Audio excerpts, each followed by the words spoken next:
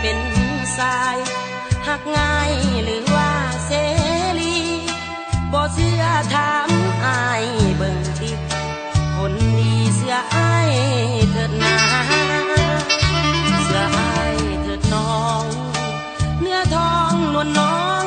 คนงามบอกแล้วบ่เชื่อก็ตามคนงามบ่ได้เว้าหยอกหรือว่าคนดีนั้นมีแฟนอยู่เมืองนอกน้องเอ๋ยขอจงได้บอกอย่าหลอกให้ซ้ำอีกเลยเพียงเท่านี้มีอย่างเว้ากันก็ได้อ้ายนี้เป็นคนใจง่ายถือใจมอบให้หมดเลยจะเป็น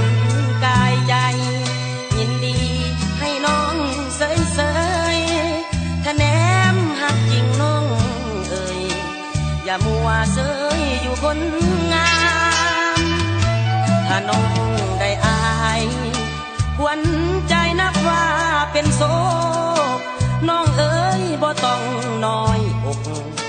ตกใจดอกนาน้องนาเว้าเรื่องความซ้ำละกรรมนั้นบ่มีทางยอมเสียสละทุกอย่างสร้างฝันให้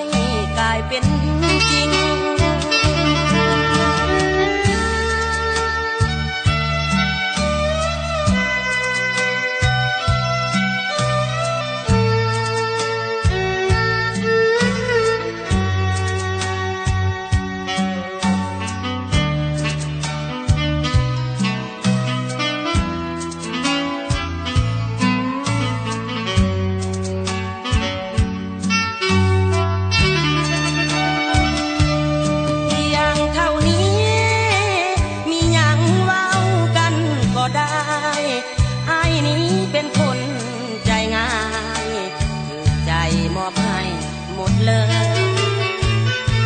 จะเป็น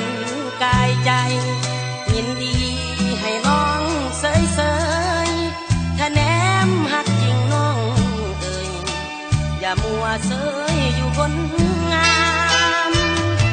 ถ้าน้องได้อายควรใจนับว่าเป็นโศก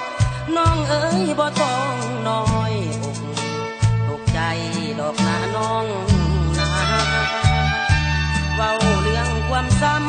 ำละกรรมนั้นบ่มีทางยอมเสียสละทุกอย่างสร้างฝัน